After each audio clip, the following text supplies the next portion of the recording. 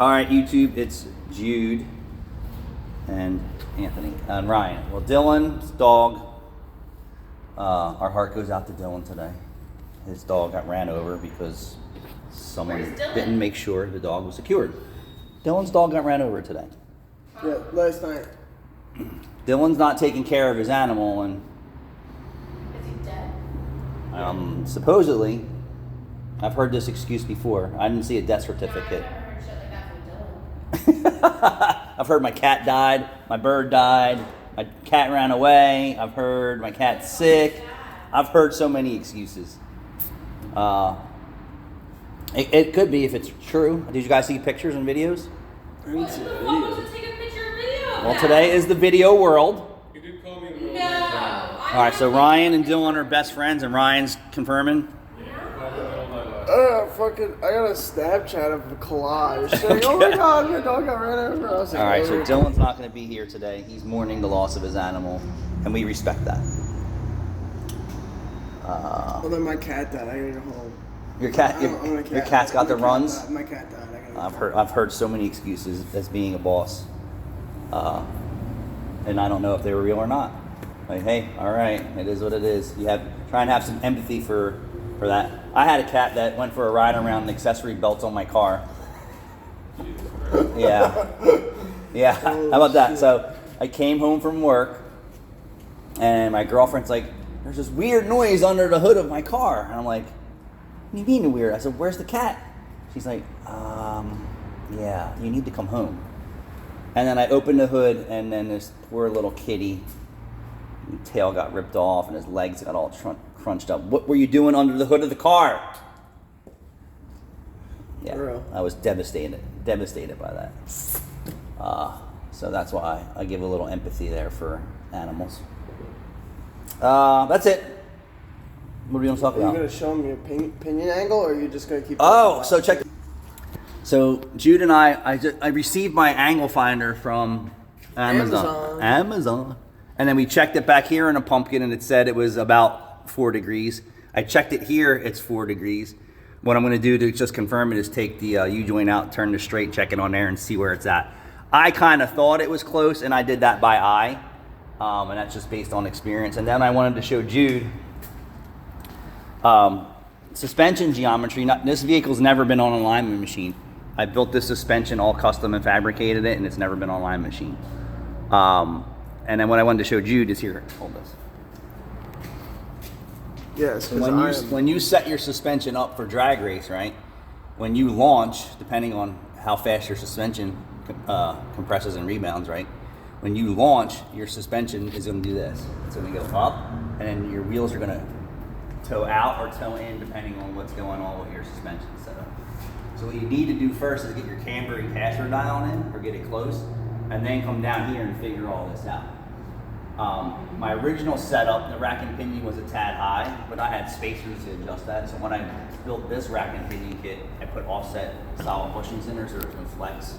And then I made the geometry here on the positive side, or the negative side. So when it launches, right, the toe is not going to change so much. So the higher up it is, right, the less change you're going to get for racing applications. You understand? yes. So when people complain about bump steer, it's usually when they lower the car so low, right, and they don't correct the geometry here. When they hit, the toe is changing so drastically, and that's where they get bump steer. So this here is very important. Typically, the higher up for drag racing uses. For drag racing purposes only, track only is the best. And then for street use, you change it a little bit more because the car kind of stays in its geometry more or less. So, and I do believe the camber is a tad positive on both sides. I can't remember because I did this so long ago. And the caster is more positive on this side. And I did this all with Your eyes. my eyes mostly. One camber gauge and my eyes. But that just tells you how long I've been doing alignments. But I just wanted to show you that. Actually, I'm so proud of myself that I actually got it right. Because I didn't think about it at first. I was like, wow, you changed the rack and pinion. Did you even check? Check. Because all I did was set the toe by eye, and I didn't really think about, launching this car with 800 foot-pounds of torque or 600 foot-pounds of torque or 900 foot-pounds of torque. I think I got it right. It looks pretty good.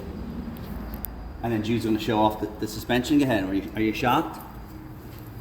So he actually finally welded in these bars and painted them a red, even though his car is white and blue.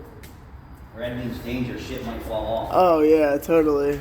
Welded a bar across. I'm sure you've all seen this. In the car, so you might hit it on something. He did a 600. Did you tell them about the 650 pound spring versus the 350 or no? Yeah.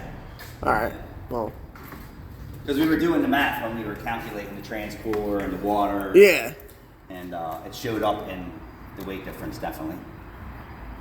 It definitely showed up in there. Because there's really, the only thing that's really on this side is the battery, farthest to this side, and then all the other weight is on the other side. Cool. All right. Let's try and make some money today. That's what we're in business for. Oh, I wanted to talk about this too. This is a lot in one video. So I noticed that strip club advertisements, right, are looking for help, and then they bring in talent from all around, right? And why is that? Like they pay the hottest talent from Cali or Las Vegas or whatever they pay them to come out here and be the headliner of their show. People come to see that. Since COVID came, right, and OnlyFans and what is it, Bumble and Twitter and all this shit, the girls can basically do a strip without having to go to work and listen to somebody or have the boss hitting on them or turning tricks and things like that or whatever they want to do. But has that affected the quality in the strip clubs? No, I haven't been to one in a long time, but I'll tell you, last time I went, yeah, I definitely want to go back. When I was a young man, before technology, there was lines of OnlyFans girls. Have you been to a strip club recently? Right, yeah. Not yet. They used to let us in when we were like 17, 18. Oh, yeah, we can go in there. Way back in the day. Yeah. Well, I spent my time. So has anybody else been in the strip clubs recently or owns a strip club want to give us some information on that too?